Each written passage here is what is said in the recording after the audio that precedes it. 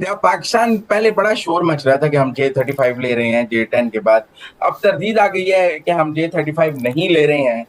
पहले ये इतना शोर क्यों था कि हम J-35 ले रहे हैं और अब तरदीद क्यों कर रहे हैं? चेंज ऑफ प्लान क्यों है J-35 के हवाले से? ये सब चेंज ऑफ प्लान इस सेंस में नहीं है जिस सेंस में लोग रिपोर्ट कर रहे हैं। देखिए J-35 अब तक जो चाइनीज एयरफोर्स है उसने भी इंडक्ट नहीं किया।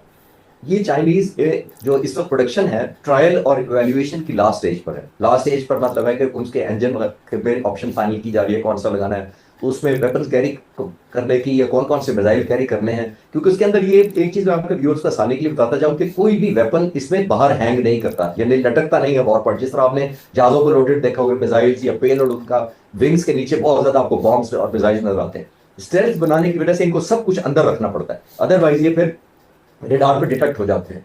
तो ये आसान नहीं होता इस जहाज को सिर्फ बनाना। पूरी दुनिया में इस वक्त सिर्फ 5 टाइप के स्टेल्थ जहाज हैं, 5 टाइप के। दो अमेरिका के F-22 रैप्टर और F-35 जिसका जिक्र हो रहा है। रशिया ने Su-57 बनाया, चाइना ने 2 बनाए हैं J-20 और J-35। ये टोटल 5 जहाज है। बाकी दुनिया कोशिश कर रही है, कोरिया भी लगा हुआ है, तुर्की भी लगा हुआ है, बहुत सारे मुल्क कोशिश कर रहे हैं कि एडवांस ये स्टेल्थ बना ले। लेकिन ये पांचों जहाजों में जैसे मैंने कहा कि अभी फुल्ली J-35 जो है वो ऑपरेशनलाइज किसी भी जगह दुनिया में भी कहीं नहीं है और चाइना ने अभी खुद भी नहीं किया। तो जाहिर है जब तक आप किसी जहाज के test and trials and evaluation और उसकी परफॉर्मेंस को गेज नहीं कर लेते, आप किसी जहाज को ब्लाइंड एग्रीमेंट नहीं जा सकते कि चले आप ट्रायल कर रहे हैं लेकिन हमसे डील कर रहे हैं। इस तरह नहीं होता। पहले टेस्टिंग होती है, ट्रायल्स होते हैं, इवैल्यूएशन होती है, रिजल्ट्स आते हैं, फिर वेपन फायरिंग होती है सिमुलेशन की, यानी जितने मिसाइल्स हैं उनको ट्रायल्स पर फायर किया जाता है। तब जाकर ये स्टैब्लिश होता है कि इसकी जो परफॉर्मेंस क्लेम की जा रही है और प्रूवन क्या है अगेंस्ट दी एक्चुअल ट्रायल्स, फिर ये सौदा होता है। ये प्रोबेबली उसी का वेट एंड सी वाला मोड है। अभी तो हमने PL-15 यूज किया है, अब PL-21 की भी बात हो रही है। वो ये फर्क आप क्या देखते हैं कि PL-15 और PL-21 हम अपने पे J-10 पे ही लगा लेंगे? क्योंकि पहले कहते J-35 और PL-21 कटे आएंगे। देखिए PL-17 इससे पहले है। PL-17 अगर PL-15 की रेंज 200 किलोमीटर है प्लस, तो PL-17 की 400 किलोमीटर रेंज है। उसको फायर करने के 2 तरीके होते हैं। सबसे इंपॉर्टेंट होता है कि जो फाइटर जहाज होता है जिसपे लॉन्च करना है उसका अपना रेडार इतना पावरफुल होना चाहिए, यानी कि वो 400 किलोमीटर तक देख सके। जैसे J-10C जो है उसके रेडार की अपनी रेंज 200 किलोमीटर प्लस है, जिसका मतलब यह है कि जब वो देखेगा, जब वो फायर करेगा, पहले वो खुद फाइटर जहाज देखता है और फिर वो वेपन फायर करता है। तो इस एक बात तो ये है कि जिस फाइटर जहाज में वो लगाना है मिसाइल, उसकी अपनी रेडार की इसकी परफॉर्मेंस होनी चाहिए। लेकिन अब टेक्नोलॉजी ऐसी आ गई है कि आप दूसरे रेडार की मदद से या दूसरे जहाज के एयरबोर्न अर्ली वार्निंग रेडार या उनके किसी रेडार की मदद से भी लोकेशन लेकर फायर कर सकते हैं। लेकिन आइडियल ये है कि उस जहाज का अपना रेडार इतना पावरफुल होना चाहिए। तो प्रोबेबली ये अभी टाइम बताएगा कि PL-15 के बाद PL-17 प्रेजेंट J-10C पर लग सकता है या नहीं लगता है। वो टेक्नोलॉजी प्रॉब्ली इंटीग्रेशन बताएगी और चाइनीज बेहतर बता सकेंगे कि ये बुनियादी तौर पर जो PL-17 है वो J-35 और J-20 के लिए उन्होंने बनाया है। और अगर इंडिया जो है वो रशियन स्टेल्थ ले लेता है तो फिर हमारा ऑप्शन क्या है? हमारे पास सिवाय चाइना के पास जाने का कोई ऑप्शन नहीं है, इसमें कोई शक नहीं है, बिकॉज वो तो तो फिर चाइना भी के पास तो बैलेंस अभी एक। नहीं है ना, आप कह रहे हैं कि J-35 अभी उनका तैयार नहीं है, फिर तो कोई ऑप्शन ना हो। नहीं, J-20 मैंने 2 जहाज बताए आपको, दोबारा बता देता हूँ। J-20 जो चाइना का है वो भी स्टेल्थ है और J-35 भी स्टेल्थ है। तो फिर मीडियम हम में J-20 J-35 ले की बात लेंगे। हो रही है। पॉसिबली अगर इतना रेडीली इंडिया खरीदता है तो हमें ऑब्वियसली इतने बड़े डिसएडवांटेज में नहीं जा सकते कि इंडिया के पास स्टेल्थ हो हमारे पास ना हो। हमने जब राफेल किया था हिंदुस्तान ने, आपको याद होगा, तो उस वक्त उसके रेडार की और उसके मिसाइल जो मिटियोर उस पर लगता है उसकी रेंज थी 150 किलोमीटर।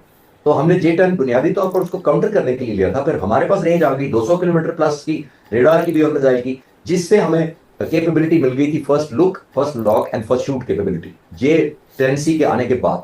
अगर हिंदुस्तान किसी तरह स्ट्रेंथ ले लेता है खुद रशिया से, तो फिर ऑब्वियसली हमारे पे ऑब्लिगेशन होगी। लेकिन अभी उन्होंने एक और जहाज बनाना शुरू है, एडवांस कॉम्बैट जहाज उन्होंने लॉन्च करने का सोचा है, जो वो कह रहे हैं हम 10 साल में खुद स्टेल्थ बना लेंगे। इसलिए अभी मेरा नहीं ख्याल हमें वरी करने की जरूरत है, क्योंकि इंडिया अभी खुद ट्राई करना चाहता है। जिस तरह उसने तेजस खुद ट्राई किया है, वो 40 साल पहले कंसीव किया था, आज उसके बाद 40 जहाजियां सिर्फ, उन्होंने भी जंग में हिस्सा नहीं लिया।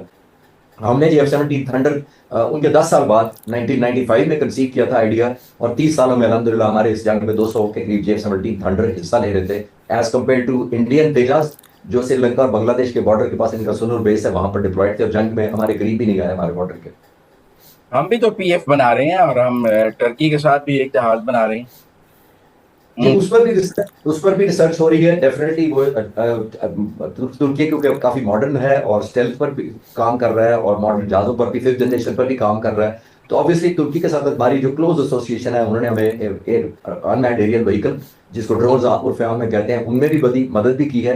तो इनमें हमारी कोलैबोरेशन और कंफर्ट लेवल कहीं ज्यादा है अल्हम्दुलिल्लाह, और होपफुली फ्यूचर में शायद कोई जॉइंट पॉसिबिलिटी बन हम भी जाए। पीएफ कब तक बना लेंगे अपना फाइटर? देखिए अभी तो हम इसी को एडवांस कर रहे हैं। JF-17 थंडर आपने नोट किया होगा कि पहले ब्लॉक 1 आया था, फिर ब्लॉक 2 आया था, फिर ब्लॉक 3 आया था। और 3 में बहुत एडवांसमेंट है, इलेक्ट्रॉनिक्स की है, कॉकपिट है, हेलमेट माउंटेड इंफॉर्मेशन मिलती है, रेडार बहुत अच्छा है इसका, ऐसा रेडार है ये ऑलमोस्ट उसी के करीब है जो J-10C के पास है। और PL-15 मिसाइल जो J-10C पर लगता है, वो JF-17 थंडर ब्लॉक 3 भी मॉडिफाई हो चुका है उसी मिसाइल को कैरी करने के लिए जो J-10C का है। तो इसका मतलब है हमने, बल्कि ब्लॉक 4 में हम इंशाल्लाह हम जाएंगे बाद में, तो हम इसी को इतना अपग्रेड और मॉडर्नाइजेशन कर रहे हैं कि ये एक तो इकोनॉमिकल है, फिर बैटल प्रूवन है, वॉर टेस्टेड है, और सबसे बड़ी बढ़कर बात यह है कि इंडिजीनियस है। हमारे कोई स्पेयर पार्ट्स बंद नहीं कर सकता, हमारे पे कोई सैंक्शन नहीं लगा सकता। तो तो अब इंडिया पाकिस्तान का 500 मिसाइल सिस्टम भी तो ले रहा है ना रूस से, हमारे पास उसका काउंटर ऑप्शन क्या है? नहीं, अभी तो देखिए नेगोशिएशन चलना एक और चीज होती है, ये कई कई साल चलती रहती है। जैसे मैंने आपसे तेजस की मिसाल दी है कि 1985 में उन्होंने सोचा था। आप फरवरी 2025 की मिसाल ले लें, प्रेस कॉन्फ्रेंस की इंडियन एयरफोर्स चीफ की, और दूसरी उन्होंने प्रेस कॉन्फ्रेंस की थी 30 मई 2025 इसी साल। और इंडियन एयर चीफ कह रहे थे कि जब हम साइन करते हैं डील पर, तो हमें पता होता है कि ये प्रॉमिस नहीं मीट होना, यानी ये डिलीवरेंस टाइम पर नहीं होती, और फिर भी हम कर देते हैं, और हमें मालूम होने के बावजूद कर देते हैं। तो अभी ये सिर्फ ये प्रेस मीडिया, देखिए इस वक्त सोरबनी साहब ज़हन में रखिएगा कि इंडिया अपने लोगों की तसल्ली के लिए बहुत ज्यादा ब्रेकिंग न्यूज चलवाने का शौकीन हो रहा है, कि लोगों को ये बता रहे हैं, एक तो जस्टिफिकेशन ढूंढ रहे हैं अपने बजट के इंक्रीमेंट की, और दूसरा लोगों को उन्हें कुछ तो बताना है कि अब हम क्या कर रहे हैं, हमने मार खाई है, आइंदा ये प्लान है, हम ये भी ले लेंगे, वो भी ले लेंगे। ये 5-10 साल तक लेने का भी प्रोसेस है। और जहां पाक फिजाइया ने एज कर लिया हुआ है साइबर कमांड का, इलेक्ट्रॉनिक वॉरफेयर का, इंटीग्रेशन का, मल्टी डोमेन ऑपरेशन का, इसमें हिंदुस्तान का मजहब इसमें भी हमसे अल्हम्दुलिल्लाह 10 साल पीछे है। तो सिर्फ वेपन्स इंडक्ट करने से मेरा नहीं ख्याल कि रातों रात की तब्दीली आती है, आपको इनको एम्प्लॉय करना पड़ता है। मुझे लगता है मोर ऑफ अ पॉलिटिकल ये नारे हैं इस वक्त, लोगों की तसल्ली कराने के लिए, लोगों को मायूसी से निकालने के लिए। लोग परेशान है कि हमारी एयरफोर्स ने, इतनी छोटी एयरफोर्स जिसका बजट भी शायद 10 गुना कम है, तो उससे मार खाई के लिए। देखिए इसमें कोई शक नहीं है कि दुनिया जो जो भी एयर पावर में देखती है, वो ट्रेंड्स देखे जाते हैं और प्रूवन ट्रस्टेबिलिटी देखी जाती है। असल में आपको ये जो हमारी पाक फिजाइया की जंग हुई हिंदुस्तान के साथ, इसमें एक ना सिर्फ पाक फिजाइया ने अपने लिए सब वकार और रिस्पेक्ट और क्रेडिबिलिटी अर्न की है, बल्कि जो जो वेपन्स एम्प्लॉय किए थे, जिनको चाइना ने खुद भी इस्तेमाल नहीं किया था अब तक जंग में, उसमें भी अल्हम्दुलिल्लाह उनको क्रेडिबिलिटी मिली है। और चाइनीज को इंडायरेक्ट बहुत बेनिफिट मिल रहा है आपका, जिसका आप जिक्र कर रहे हैं। जो कॉम्बैट टैक्टिक्स हैं, जो मैंने उस जंग के दिनों में भी आपसे एक दफा बात हुई थी, तो मैंने कहा था कि इंशाल्लाह ये पढ़ाई जाएगी आने वालों में, ये टेक्स्ट बुक से बियॉन्ड हो गई है, ये आइंदा टेक्स्ट बुक बनेगी। ये प्रेजेंट सिलेबस में ऐसी चीजें नहीं पढ़ी जाती थी और ना शायद पढ़ाई जाती थी। पाक फिजाइया ने बहुत इनोवेशन से काम लिया, स्ट्रैटेजी और टैक्टिक्स इस तरह के एम्प्लॉय किए कि वो जाहिर है दुश्मन सरप्राइज हुआ। अब वो जो जहाज है, ऑब्वियसली एम्प्लॉयमेंट उसको भी क्रेडिट जाएगा, लेकिन जहाज अलोन अगर क्रेडिट जाता तो फिर राफेल को क्रेडिट भी जाना चाहिए था। इसका मतलब है जहाज अच्छा होना एक चीज होती है और उसकी एम्प्लॉयमेंट एक और चीज होती है, या उसको जिस तरीके से आपने फ्लाई करना है इंटीग्रेट करके, या स्ट्रैटेजी उसके ऊपर अप्लाई करनी है, वो एक और चीज है। कमिंग बैक टू जो आपने सवाल किया कि ईरान भी J-10C के लिए जा रहा है, देखिए सोनल साहब, हमें 3.25 साल पाक फिजाइया को हो गए थे J-10C को उड़ाते हुए। हम मार्च 2022 में जहाज इंडक्ट हुआ था।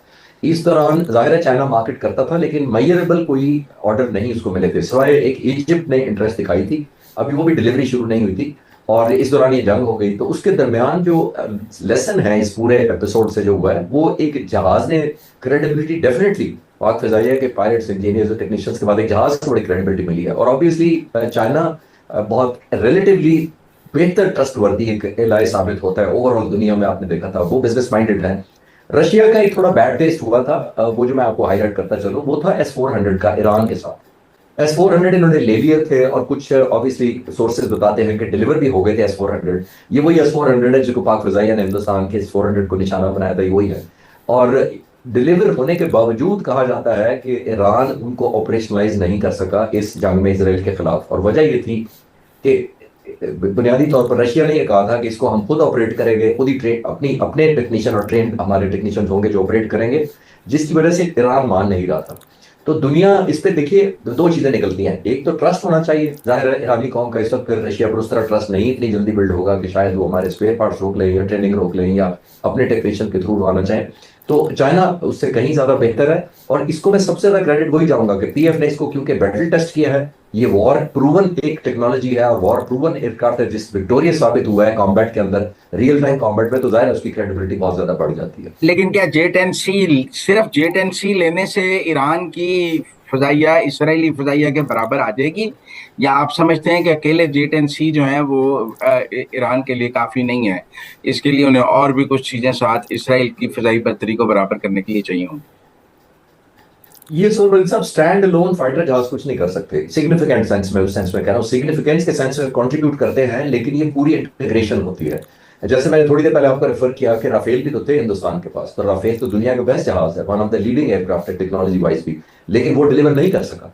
एक्चुअल जो मैटर करता है, जिससे फर्क पैदा होता है, वो एम्प्लॉयमेंट स्ट्रैटेजी है आपकी, और मल्टी डोमेन ऑपरेशन उस जहाज को दूसरे जहाजों से कैसे करते हैं, उनकी नेटवर्किंग कैसे करते हैं, उनकी कोलैबोरेशन कैसे होती है, और आखिर में किल पिक्चर क्या है। किल पिक्चर ये होती है कि आप सब उड़ने वाले जहाजों के दिमाग में, उन पायलट्स के, ऑपरेटर्स के, चाहे वो डिफेंस कंट्रोलर जमीन पर बैठे हो, चाहे एयरबोर्न अर्ली वार्निंग रडार में बैठे हो पीछे, चाहे किसी जैमर में हो, चाहे फाइटर जहाज हो, चाहे सैटेलाइट के ऑपरेट कर रहे हो, या साइबर कमांड फोर्स जमीन पर बैठी इलेक्ट्रॉनिक वॉरफेयर कर रही हो, इन सब के जहनों में इनकी ट्रेनिंग के दौरान इनबिल्ट किया जाता है कि किल पिक्चर क्या है। यानी बिल्कुल सादा आसान लफ्जों में ये है कि जैसे फुटबॉल के गेम के दौरान एक टीम गोल करती है, लेकिन उससे बहुत ज्यादा प्रैक्टिस करती है, उसकी पासिंग किसको जाएगी, डिफेंड कौन करेगा, डॉज कैसे करेंगे, और एंड पे बंदा एक ही गोल करता है, फुटबॉल प्लेयर होता है, लेकिन कंट्रीब्यूशन सबकी होती है। ये इसी तरह ऑर्केस्ट्रेट होता है।